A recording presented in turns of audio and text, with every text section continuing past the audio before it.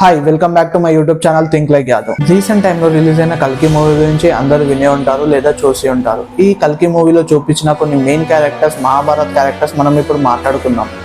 So ఈ Mahabharata క్యారెక్టర్స్ని first నేను మీకు ఎక్స్ప్లెయిన్ చేస్తాను. దాని తర్వాత నాగశ్విన్ అసలు మూవీలో ఏం కన్వే చేయాలనుకున్నాడో అది నేను మీకు లాస్ట్లో కంపేర్ చేసి చెప్తాను. సో ఈ మూవీలో చూపించిన మెయిన్ క్యారెక్టర్ కల్కి. సో ఈ కల్కి అవతారం ఏంటి అంటే విష్ణుమూర్తి యొక్క 10 అవతారాలలో లాస్ట్ వచ్చే అవతారమే కల్కి. కృష్ణ అవతారం తర్వాత వచ్చే అవతారమే కల్కి. కల్కి ఎప్పుడు వస్తాడు, కల్కి ఎలా వస్తాడు?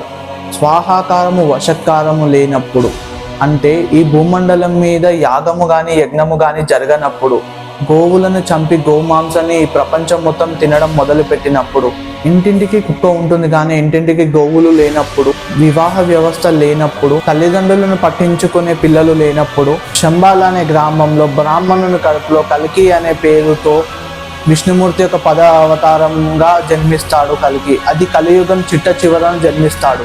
ఇప్పుడు మనం కర్ణుని గురించి మాట్లాడుకుందాం. అసలు కర్ణుడు ఎవరు? కర్ణుడు ఎలా జన్మించాడు?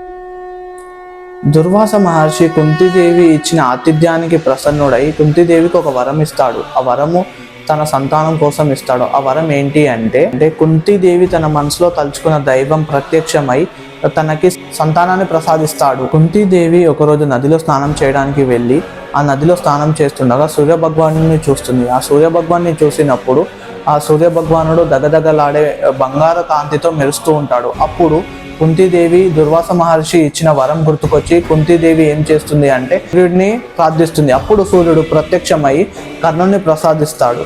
కానీ అప్పటికి ఇంకా కుంతీదేవికి వివాహం అయి ఉండదు. ఆ వివాహం కానీ అప్పుడు ఈ పుత్రుడిని నేను పెంచుకుంటే నాకు అవమానంగా భావించి కుంతీదేవి ఆ కర్ణుడిని నదిలో వదిలేయాలని సిద్ధమవుతుంది. కర్ణుడు ఎలా ఉంటాడు అంటే కవచకుండాలతో ఉండి అటు తల్లి ప్రేమకు కానీ ఇటు తండ్రి ప్రేమకు పొందకుండా ఎన్నో శాపాలకు గురై ఉంటాడు. ఆ శాపాలు ఏంటియో మనం చూద్దాము. కర్ణుడు ఒక గొప్ప యోధుడు. కర్ణుడు తన దగ్గరికి వచ్చి ఏ దానం అడిగినా ఇవ్వకుండా ఉండలేడు. అలా ఒకసారి కర్ణుని మహాభారతం యుద్ధం మొదలవడం కంటే ముందే కర్ణుని దగ్గరికి ఇంద్రుడు వచ్చి తన కవచకుండాల్ని అడుగుతాడు.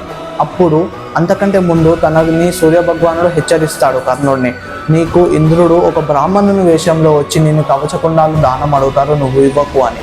అప్పుడు కర్ణుడు అన్నాడు, నా దగ్గరికి వచ్చి ఎవరు దానం అడిగినా నేను ఇవ్వకుండా ఉండలేను అని అంటాడు.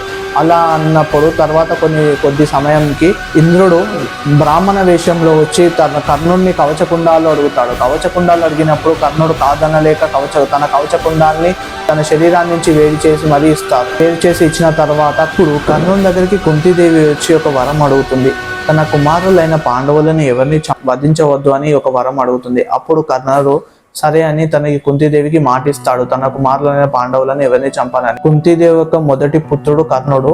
అలానే పాండవుల అన్న కర్ణుడు. ఇప్పుడు మహాభారతం యుద్ధం మొదలవుతుంది.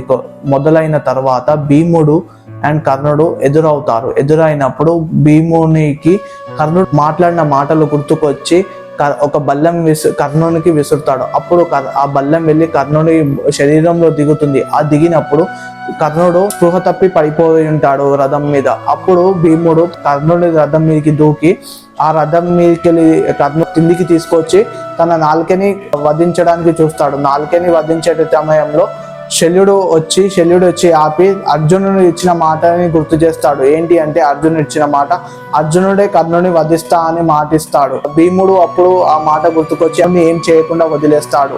అప్పుడు కర్ణుడు తాను స్పృహ తెచ్చుకొని మళ్ళీ వెళ్ళిపోతాడు. కథరంగం నుంచి వెళ్ళిపోయిన కర్ణుడు మళ్ళీ యుద్ధ రంగానికి తిరిగి వస్తాడు. కర్ణుడు తిరిగి వచ్చినప్పుడు అర్జునుడు తనకి ఎదురెళ్తాడు. అర్జునుడి గురించి 2 విషయాలు తెలుసుకుందాం మనం. అర్జును రథం నడిపేది కృష్ణుడు. రథం పైన ఉన్న జెండా పై కపిరాజు. అలానే కాకుండా అర్జుని గుర్రాలు దేవదత్తలు. ఈ గుర్రాలకి మరణం అంటూ ఉండదు. ఇవి ఉన్న తర్వాత అర్జునుని ఎవరు ఓడించలేరు.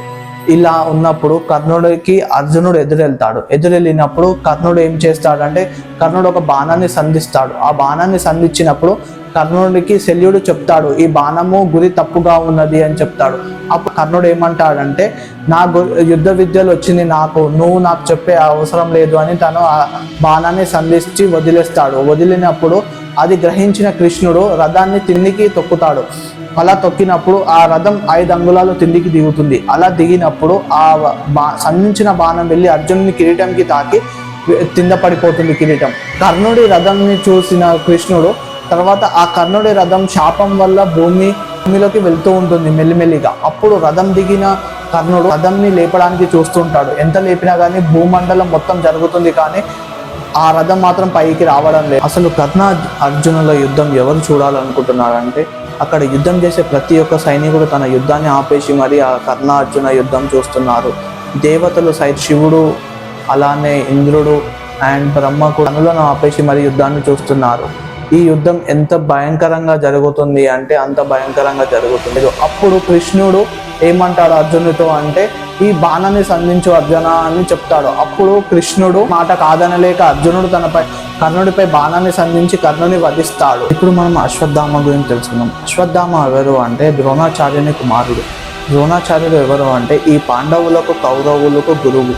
యుద్ధ విద్యలు అన్ని పాండవులు కౌరవులు నేర్చుకున్నారు ద్రోణాచార్యుని దగ్గర. ద్రోణాచార్యుడు ఉన్నది కౌరవుల వైపు. పాండవులు అసలు ఓడించలేరు ద్రోణాచార్యుని. మహాభారత యుద్ధంలో అందరినీ సంహరిస్తూ ఉన్నారు. అప్పుడు ద్రోణాచార్యుని ఏమి చేయలేక గురువుని ఓడించలేని శిష్యులుగా మిగిలిపోకుండా అప్పుడు ఏం చేశారంటే కృష్ణుడు భీముడిని పిలిచి కౌరవుల వైపు అశ్వత్థామ అనే ఏనుగు ఉంటుంది, ఆ ఏనుగుని చంపిరా అని చెప్తాడు. అప్పుడు భీముడు ఆ అశ్వత్థామ అనే ఏనుగుని చంపి వస్తాడు.